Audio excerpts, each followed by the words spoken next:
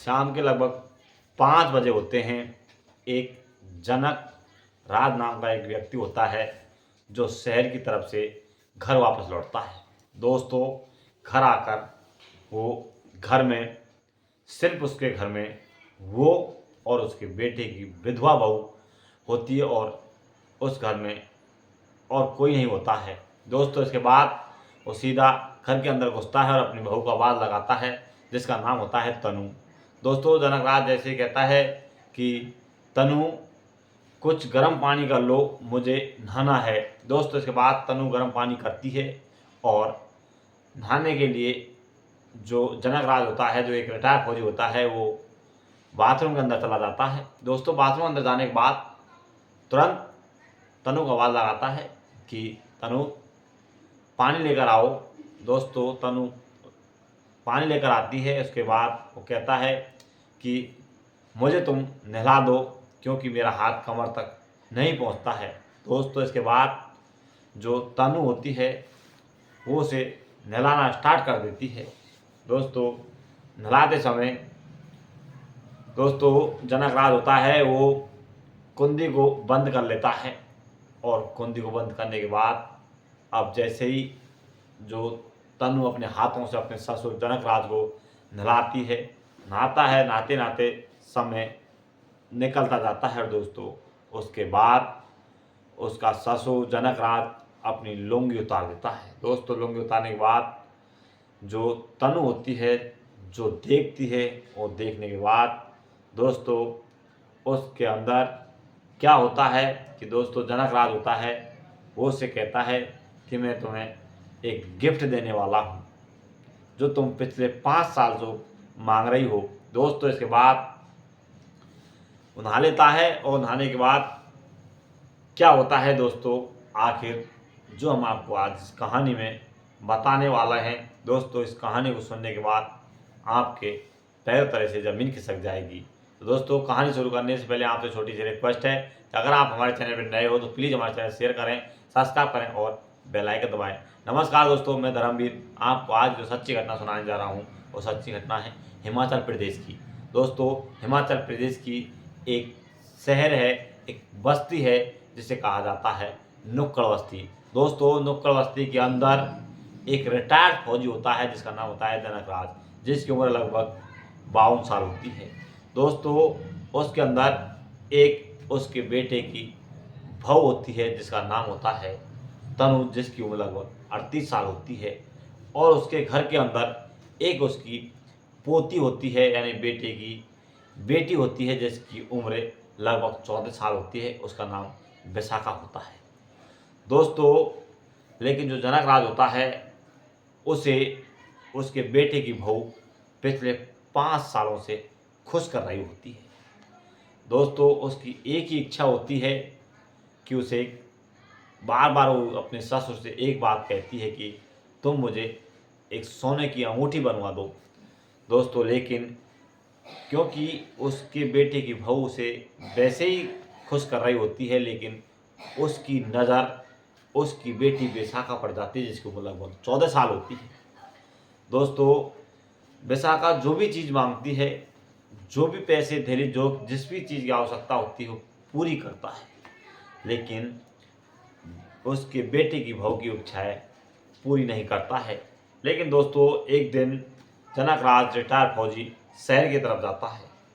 शहर की तरफ जाने के बाद वो एक सोने की अंगूठी बना कर लाता है। दोस्तों, अंगूठी बनवाने के बाद सीधा घर चला आता है। घर आने के बाद घर के अंदर घुसता है। घर के अंदर घुसने के बाद वो अपनी बहू यानी बेटे की बहू को आवाज़ लगाता है कि तनु पानी गर्म कर दो, मुझे नहाना है। लगभग शाम के 5 बज जाते हैं।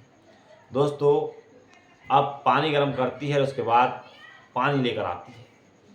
दोस्तों, जनकराज कहता है कि तनु तुम एक काम करो कि मेरा हाथ कमर तक नहीं जाता है, मुझे नहला दो। दोस्तों, इसके बाद जो तनु होती है उसके ससुर जनकराज को नहलाना स्टार्ट कर देती है। जैसे ही तनु उसके शरीर पर अपने हाथों से मल मल कर रगड़ रगड़ कर उसे नहलाती है, उसके शरीर में एक उत्तेजना पैदा होती चली जाती है, क्योंकि दोस्तों लंबा पूरा 6 फुट का फौजी, हाइट लंबी और एक दमदार ताकतवर व्यक्ति था। दोस्तों अब धीरे धीरे बाथरूम की कुंडी बंद कर देता है, और दोस्तों कुंडी बंद करने के बाद अब जनकराज अपने शरीर पर एक लुंगी पहनी हुई होती है उसे उतार देता है। लेकिन दोस्तों जैसे ही लुंगी उतारता है, उसकी बहू जो देखती है, देखने के बाद उसके पैरों तले से ज़मीन खिसक जाती है। उसके सामान को देखकर परेशान हो जाती है।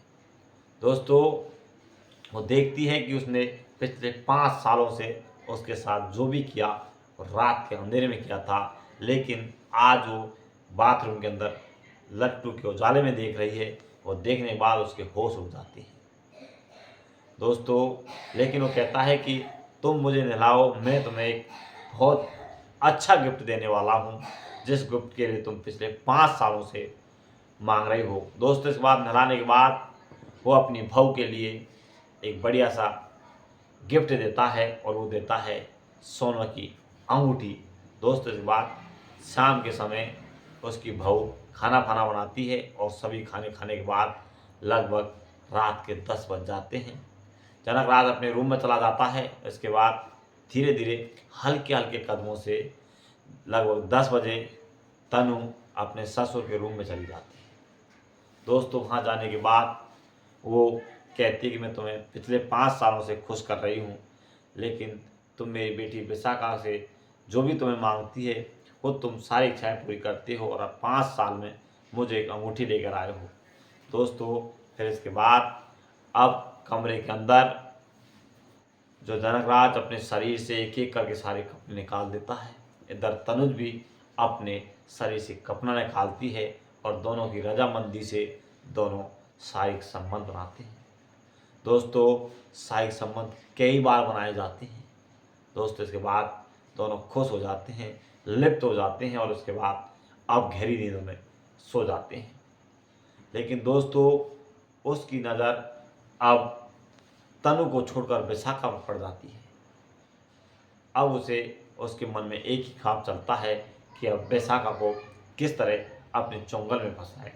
दोस्तों इसके बाद एक दिन जो तनु थी वो अपने किसी रिश्तेदार के वहाँ चली जाती है, और घर पर अब सिर्फ कोई नहीं रहता है। सिर्फ घर पर है तो उसकी पोती विशाखा और जनक सिंह होता है।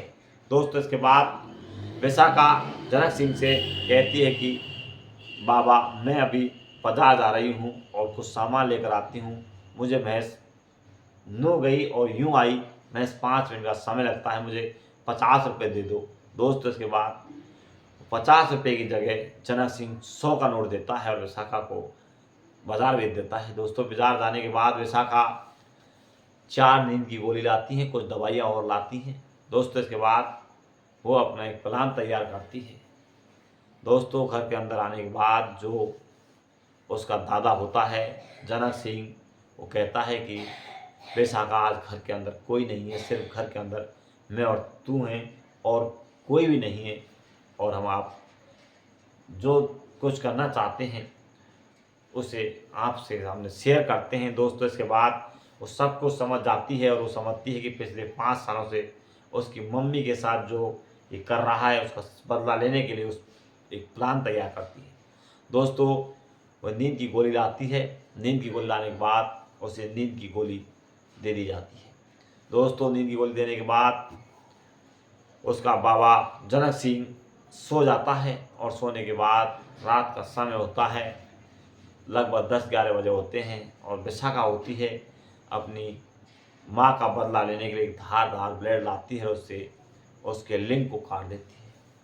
दोस्तों लिंग को काटने के बाद काफ़ी तड़कता है, और उसके बाद जो विशाखा होती है घर के दरवाजे पे बैठ जाती है, सारी रात इस तरह बैठ कर निकाल देती है। इसके बाद जैसे ही सुबह होता है, सुबह होने के बाद उसका चाचा आता है, विशाखा का चाचा आता है, जो कहता है कि मुझे जनक सिंह से मिलना है।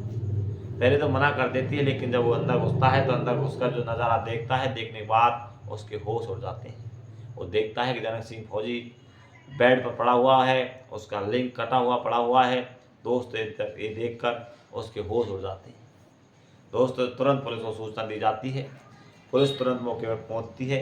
उसके बाद विशाखा को गिरफ्तार किया जाता है, लेकिन विशाखा नाबालिग थी, इसलिए उसे बाल सुधार गृह में भेज दिया जाता है और सारी जनक सिंह की पोल पट्टी भी खुल जाती है।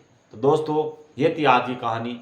अगर आपको अच्छी लगी हो, आप हमारे चैनल पर नए हो, तो प्लीज़ आपसे छोटी सी रिक्वेस्ट है, हमारे चैनल शेयर करें, सब्सक्राइब करें और बेल आइकन दबाएं। दोस्तों, इस कहानी को सुनाने का उद्देश्य किसी को परेशान करना नहीं, किसी को बदनाम करना नहीं हमारा उद्देश्य है। आप सचेत रहें, जागरूक रहें, इसलिए हम आपको इस तरह की वीडियो लेकर आते हैं। आगे भी इस तरह की वीडियो लेकर आते रहेंगे। जब तक बने रहिए हिंदुस्तान क्राइम न्यूज़ चैनल पर। जब तक के लिए नमस्कार, जय हिंद, जय भारत।